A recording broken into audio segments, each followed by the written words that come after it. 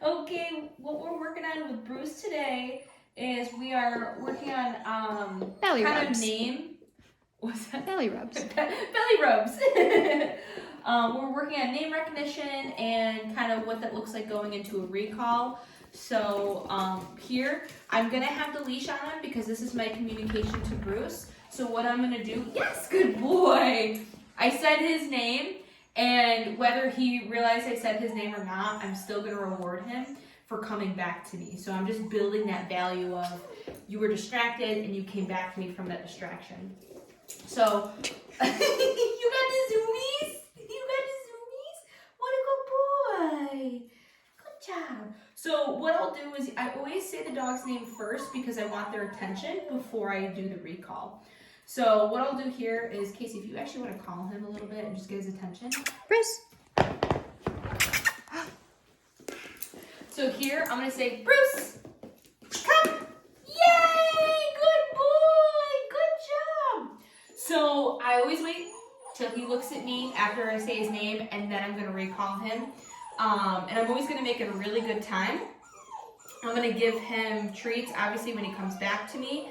I'm going to get him used to me grabbing his collar and just kind of scratching here. Because what that's going to look like when you start developing the recall even stronger, like when you start doing it outside and doing all those things, I want him to know that he needs to come in my space, and he's not going to develop a habit where he does a drive-by and he keeps going. I want him to be right here checking in with me because it's also building that value. And also, if you need to call him away from an emergency, you can grab him quickly because he knows that when you call him, it's right here. Okay. And I always release them after I start doing the recall because I want them to know that you're free from being called. Good job, buddy. Good boy. It's like I do a sick trick and then I get a treat. Spin move. So I'm starting off with just a regular 6-foot leash, but then we're gonna build off of that and put him on a longer line, a long line that's like 20-foot long, because now I'm gonna give him a little more freedom. So we're just building off of a shorter leash because we're starting name recognition. We've been doing name recognition, but we're starting on developing it into a recall.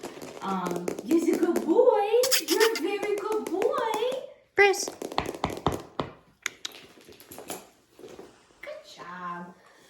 So then this will go into a longer line. We'll add in more distractions, and that's just how you build the value of your recall. And it's still nice to have the leash attached because that's the communication. Because if Bruce gets really distracted, let's say there was another dog in the room, and he was like, I want to play with that other dog. I really don't want to come to you. He still can't go.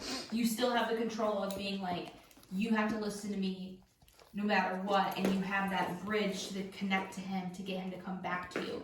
Because what you don't want to do is have him on nothing and call him, and then he doesn't respond, and then he just learned, I don't actually have to come to you because he was able to get away. That's why we always start off with a leash. It's always a crucial part of training, to be able to communicate to him and say, okay, if I called him and he still didn't come, I would just kind of guide him back to me with the leash. Huh, buddy? Very good. Very good boy. And on top of that, we're still working on his lures, sits, and downs. Yes, good sit. Good boy. And he's doing very good with that. He's all excited now. Yeah. Very good. Very good boy. He's a very good. Good down. Very good boy. Very good.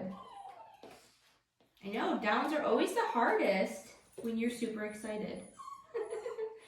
Yeah, that's Bruce's update for the week. He's doing very well with his training. He's coming along great. Huh, buddy? Brucey Okay, boy. you're free.